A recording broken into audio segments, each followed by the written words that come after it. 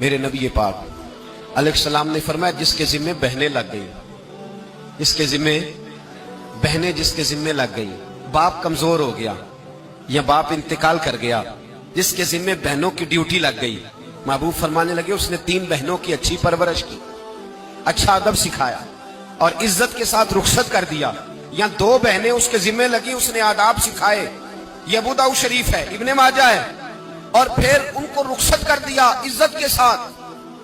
پھر ایک مقام پہ فرمایا چلو 1 بہن ہی اس کے ذمے لگی تھی، اس نے ادب سکھائے، آداب سکھائے، عزت سے رخصت کیا، حضور کیا ملے گا؟ فرمایا باقی نیکیوں والوں کو ثواب ملے گا، جو بہنوں کا بوجھ اٹھائے گا جس طرح میری 2 انگلیاں جڑی ہوئی ہیں اس طرح میرے ساتھ جڑ کے جنت میں داخل ہو جائے گا۔ ابھی اس حق کا تعین کس نے کیا؟ نبی پاک صلی اللہ علیہ وسلم۔ اب اگر کہیں یہ کہا جائے کہ بس بھئی صحیح ہو گیا، تمہارا کیا کام ہے، تمہاری کوئی ذمہ داری ہے، تم نے کوئی ٹھیکہ اٹھایا ہوا ہے، تم کوئی زیادہ سیانے ہو، تم کوئی زیادہ سمجھدار ہو، تو اسے کہا جائے گا ذرا ٹھہر جا، اس طرح کی بات نہ کر، یہ وہ حق ہے جو میرے مصطفیٰ نے بیان فرمایا ہے۔ جہاں بیوی کے حقوق بیان فرمائے وہاں میرے نبی پاک نے بہن کے حقوق بھی بیان فرمائے۔ دیکھیے نا، جناب ام ہانی حضرت علی کی سگی ہمشیرہ تھی، نبی پاک صلی اللہ علیہ وسلم کی چچا زاد بہن تھی، پر اللہ کے رسول ہمیشہ انہیں تحفے بھیجا کرتے، ان سے محبت فرماتے، ان کے بچوں کے ساتھ پیار کرتے۔ فرمایا علی کی بہن نہیں، یہ میری بھی بہن ہے۔ کیا لوگوں کو تاریخ کی وہ بات یاد نہیں؟ آج میں نے دیکھا ہے بھائی کے پاس شاہ خرچیوں کے لیے بڑے پیسے ہوتے ہیں، بھائی کے پاس بڑا سرمایہ ہے، جب شاہ خرچیاں کرنی ہو، سال کے بعد 2-3 چکر کاغان نران کے بھی لگانے ہو تو اس کے پاس روپیہ ہے، پیسہ ہے، اور اگر اس کی اماں کہہ دے کہ بیٹا عید کا موقع ہے، کوئی پرانا جوڑا ہی اٹھا کے بہن کو دے آ، تو کہتا اماں حالات بڑے سخت ہیں، اب میں تمہیں کیا بتاؤں۔ ہمیں وہ بات یاد نہیں کہ نبی پاک کی رضائی بہن جناب شیمہ جب ان کے قافلے کے خلاف مسلمان لڑے، انہوں نے جنگ کی اور وہ قید ہو کے آئیں، حضرت ابو ہریرہ سے کہنے لگی جا کے مصطفیٰ کریم کو بتاؤ میں تمہاری بہن ہوں۔ حضرت ابو ہریرہ کہتے ہیں میں بی بی کا پرانا دوپٹہ دیکھتا، اس کی کیفیات دیکھتا اور پھر جملے دیکھتا، مجھے سمجھ نہ آتی، تو میں نے جا کے حضور سے کہا کوئی شیمہ نام کی بی بی ہے؟ تو کہتے ہیں ابھی میں نے جملے بھی پورے ادا نہیں کیے، نبی پاک ممبر سے اٹھ کے کھڑے ہو گئے اور رسول پاک کی چادر مبارک ممبر پہ رہ گئی، محبوب اٹھ کے گئے اور پھر جناب شیمہ کو گھر لے گئے اور پھر فرمایا عائشہ کو بلاؤ، فاطمہ کو بلاؤ، سودا رفسہ کو بلاؤ، ان سب سے کہو آؤ دیکھو میری بہن میرے گھر میں آئی۔ یہ رشتوں کا احساس، یہ رشتوں کی کیفیات، یہ درد، یہ سوز، یہ حضور نے ہمیں تعین کر کے دیا ہے، یہ نبی پاک علیہ السلام نے ہمیں بتا کر کے دیا ہے۔ حضور نے ڈھیروں تحفے دیے اور ایسی آفر کی جس کے لیے امت تڑپتی ہے، ترستی ہے۔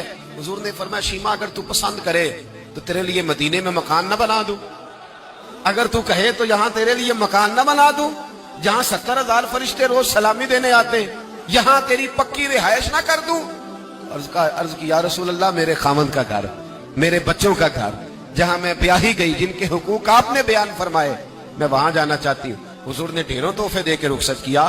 تو میرے بھائی بہن کا ایک حدیث ہے مشکات شریف، مشکات میں حدیث ہے، ایک حضور علیہ السلام کے صحابی تھے جو نبی پاک کی بارگاہ میں بیٹھے رہتے تھے، اس پر شارحین نے بڑا کچھ لکھا ہے، کہتے ہیں وہ علم دین حاصل کرتے تھے یا جہاد میں مصروف رہتے تھے۔ ان کا ایک بھائی تھا تو وہ تجارت کرتا تھا، کاروبار کرتا تھا، یہ مشکات ہے۔ ایک دن آ کے عرض کرنے لگے یا رسول اللہ صلی اللہ علیہ وسلم اسے سمجھائے کوئی کام بھی کرے، آپ کے پاس بیٹھا رہتا ہے، ڈیوٹی ساری میں کرتا ہوں۔ تو محبوب فرمانے لگے خاموش ہو جا، ہو سکتا ہے رب کریم جو تجھے رزق دے رہا ہے وہ بھی اس کی برکت سے عطا فرما رہا ہے، اس کے نصیب کا اللہ تجھے دے رہا ہے، ہو سکتا ہے اس کے توسل سے، پتہ نہیں اللہ کس کی وجہ سے دے رہا ہے، کس کے حصے کا تیرے گھر بھیج دیتا ہے۔ امام حسن رضی اللہ تعالیٰ عنہ جب کسی شخص کو کچھ دینے جایا کرتے تھے تو فرماتے تھے بھائی یہ نصیب تیرا تھا، اللہ نے میرے گھر بھیج کے میری ڈیوٹی لگائی تھی کہ میں تجھ تک پہنچا دوں، میں نہیں لے کے آیا، نصیب تیرا ہی تھا، میرے ذمہ لگا تھا کہ چلو میں بھیج دوں۔ تو یاد رکھیے گا اگر کچھ جگہوں پہ ہمیں حقوق ادا کرنے پڑتے ہیں، کسی مالدار بھائی کو کسی غریب کا خیال رکھنا پڑ ہی جاتا ہے، تو مہربانی کرے وہ خیال کرے۔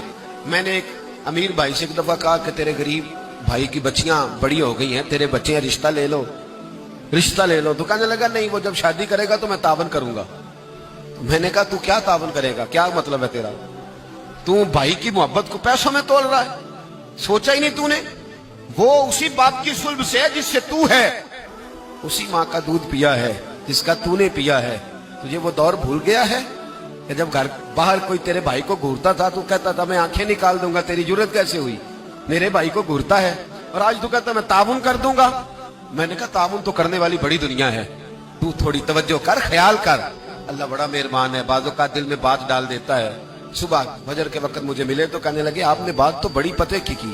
میرے گھر کے اندر کچھ کیفیات ایسی تھی پر رات میں نے بدل دی ہے. اب دعا فرمائیے کہ اللہ مجھے اس احساس پر استقامت عطا فرمائے.